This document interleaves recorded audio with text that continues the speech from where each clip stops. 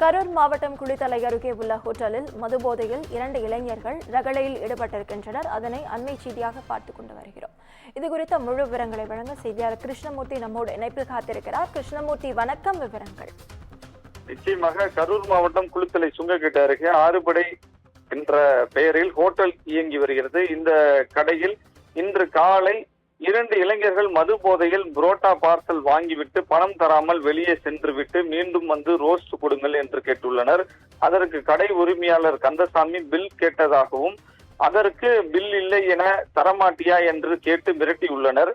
மேலும் பணம் தர முடியாது என கூறியதற்கு கடையை அடித்து நொறுக்கி விடுவோம் என மிரட்டி இருவரும் ஹோட்டல் உரிமையாளரின் சட்டையை பிடித்து இழுத்து சரமாரியாக தாக்கியுள்ளனர். மேலும் கடையின் முன்புறத்தில் இருந்த முட்டைகளை வைத்திருந்த அட்டைகளை கட்டைகளால் அடித்தும் அருகில் உள்ள டிவி ரிப்பேர் செய்யும் கடையின் முன்பில் இருந்த டிவிகளை கீழே தள்ளிவிட்டு சேதப்படுத்தியுள்ளனர். மேலும் ஹோட்டலில் இருந்த பெண்களையும் தகாத வார்த்தைகளால் பேசியவாறு அங்கிருந்து பைக்கில் கிளம்பி சென்று விட்டனர். இது குறித்து குளித்தலை போலீசார் தகவல் அளிக்கப்பட்டது.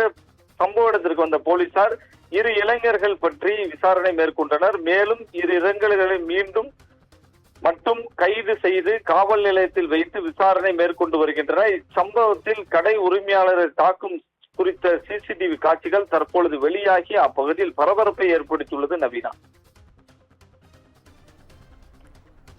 விவரங்களுக்கு நன்றி கிருஷ்ணமூர்த்தி.